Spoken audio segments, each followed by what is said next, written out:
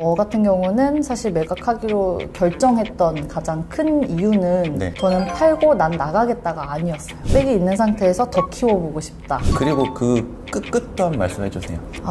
이거 되게 재밌죠, 사실. 사람 일이 어떻게 될지 모르는 거고, 회사에서 요구하는 대로 운영을 해야 되기 때문에 시스템 바꿨기 때문에 결론적으로는 작년 5월에 했습니다.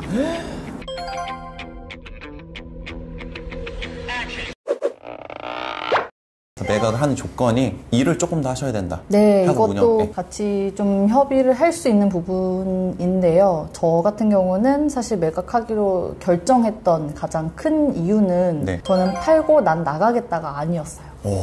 네, 그래서 오히려 파는 게 아니라 뭔가 흡수, 인수합병을 하고 저는 조금 더 이제 뒤에 빽이 있는 거죠, 어떻게 보면. 그래서 빽이 있는 상태에서 더 키워보고 싶다. 네, 그런 마음이었기 때문에 그런 의미에서 저는 인수합병에 오케이를 한 거고, 그래서 3년 동안 계약 원장으로 계속해서 일을 할 것을 일단은 같이 합의를 본 거죠. 하셔서 매각을 했지만 3년 정도 그 학원을 더 운영을 이제 운영 주체로서 하셨던 거네요. 그리고 그 끝도 한번 말씀해 주세요. 이거 되게 재밌죠, 사실. 사람 일이 어떻게 될지 모르는 거고, 또 지금 제가 하고 있는 일이랑도 어떻게 보면 연결이 돼서 좀 설명이 되니까 참 좋으면서도 마음이 아픈데, 제가 어쨌든 낳은 새끼잖아요, 저희 학원은. 근데 매각을 하고 나서는 제 것이 아니므로 회사에서 요구하는 대로 운영을 해야 되기 때문에 어느 정도 따라야 하거든요, 그 시스템에. 근데 저희의 색깔을 어쨌든 100%, 200% 이렇게 발휘를 하지 못하고 시스템 바꿨기 때문에 결론적으로는 작년 5월에 폐업을 했습니다. 일을 그러니까 3년 정도 하시다가 그 이후에 이제 아예 운영자가 또 바뀌었죠. 바뀌고 몇 년 만에? 바뀌고 2년 차에. 2년 차에 폐업을 하게 됐죠. 폐업을 하게 됐죠. 원장이 떠나면 보통 학원 운영이 잘 굴러가지가 않죠. 그렇죠. 근데 왜 폐업을 했을까요? 당연히 운영이 안 돼서 그랬겠지만 그렇게 잘 되던 학원 보통 일반적으로 거래되는 가격이 10배가 넘는 돈으로 대기업에서 샀을 텐데 시스템도 개인보다 더 잘 갖춰져 있었을 텐데 도대체 왜 폐업을 했을까요? 이게 사실 원장님들한테 되게 중요한 포인트일걸요. 일단 근데 저는 확실히 알고 있는 것 중에 하나, 제가 있으면서 겪었던 부분이라서 제가 원장으로서 일을 할 때에 학원 이름을 바꿨었어요. 그러니까 원래 학원 이름이 아니라 인수되고 나서는 이제 의 이름을 딴 다른 이름으로 간판부터 일단 바꿨거든요. 이게 일단 좀 컸죠.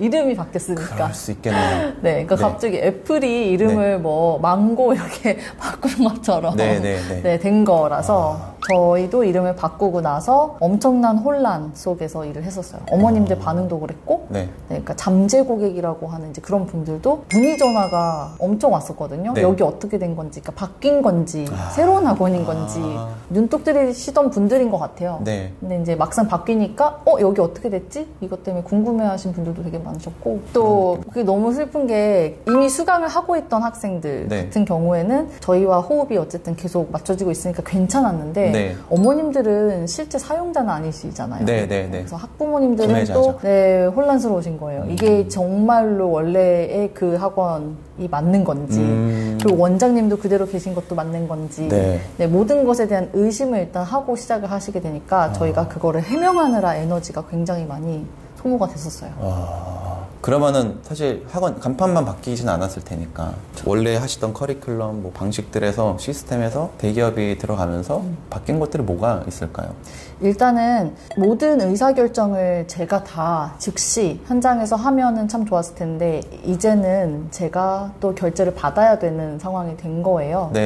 그러다 보니까 아무래도 이제 큰 회사라서 승인을 하기까지도 시간이 오래 걸리고 또 결정이 돼서 저한테까지 전달되는 것도 또 시간이 걸리는 거죠. 근데 학원이 아시겠지만 되게 현장에서의 그 속도감이 굉장히 중요한 곳이잖아요. 맞아요. 그래서 그런 판단들이 좀 느리게 되다 보니까 아무래도 전체 운영 시스템에 영향을 끼칠 수밖에 없는 거예요. 그러니까 하다못해 환불권 하나만 하더라도 이게 왜 이렇게 환불이 되어야 되는지 이게 만약 보고가 돼야 된다 하면은 그거에 대해서 준비해서 처리하는 데까지 시간이 굉장히 오래 걸리는 거예요. 나가시는 어머님 입장에서는 안 그래도 태어나는 마당에 네, 늦게 또 환불을 받는다 하면은 기분이 좋지만은 않으시겠죠. 안 좋은 소문도 나겠네요. 네네네. 그분으로 인해서. 근데 원래 운영하실 때도 그럼 예를 들면 그 디테일한 부분까지 약간 매뉴얼화 시켜놓은 게 있으셨을 거잖아요. 네. 그거랑 그 대기업의 입장이랑 좀 차이가 있었던 건가요?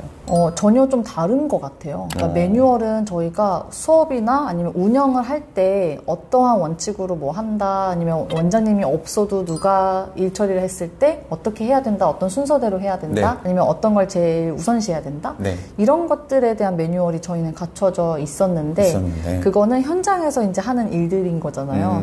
근데 이제 이거 외에 구매나 뭐 결제 관련해서는 이제 본사가 따로 있다 보니까 여기서 아무리 저희끼리는 이 매뉴얼대로 한다고 해도 최종적으로 결제 관련해서는 다 본사에서 결정하는 대로 저희는 따라야 됐기 때문에 어쨌든 좀 괴리감이 있었고 주파수가 조금 안 맞는 건 있었죠. 뭐 온도 차이가 클 거예요, 아마. 네네네. 그 단순히 그냥 결제 환불 이거 말고도 뭐 교육적인 면에서 좀 달라진 게 있으셨어요? 원래 커리큘럼이 있었는데 이걸 넣으라고 예를 들면. 네, 아주 근데 말씀하신 게 딱 맞아가지고 지금 그냥 그거밖에 없나 봐요. 시스템을 바꿨죠. 예를 들어서 저희는 영어 학원이었는데 어학원이라서 회화 위주였고 프로젝트식의 수업이었다고 하면 이제 여기서는 어쨌든 관리하기 조금 더 수월할 수 있다라고 판단한 입시형으로 갈 것을 요구를 하기도 했었고, 이건 또 내부적인 어떤 계획이 있었으니까 그 방향에 맞게 하려고 하신 것 같긴 한데 일종의 이렇게 해야지 너희도 더 잘 될 거야 라는 이제 취지로 시작은 했으나 저희 색깔이 완전히 훼손이 돼버려서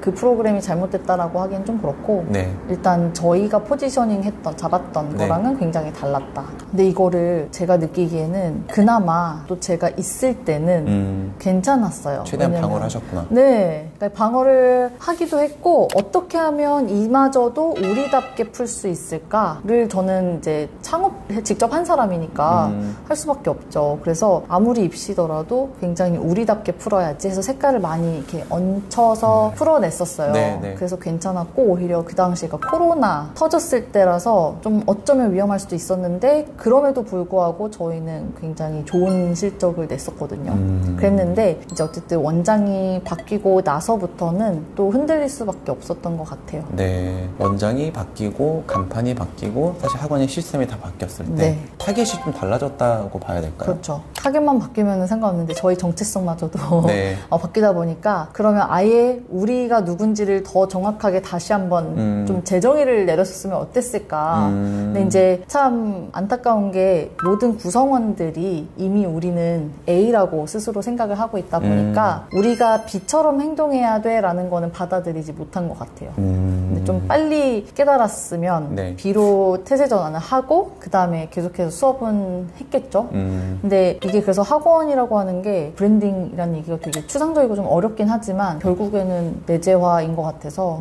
구성원들과의 호흡 맞추는 게 굉장히 중요한 것 같아요.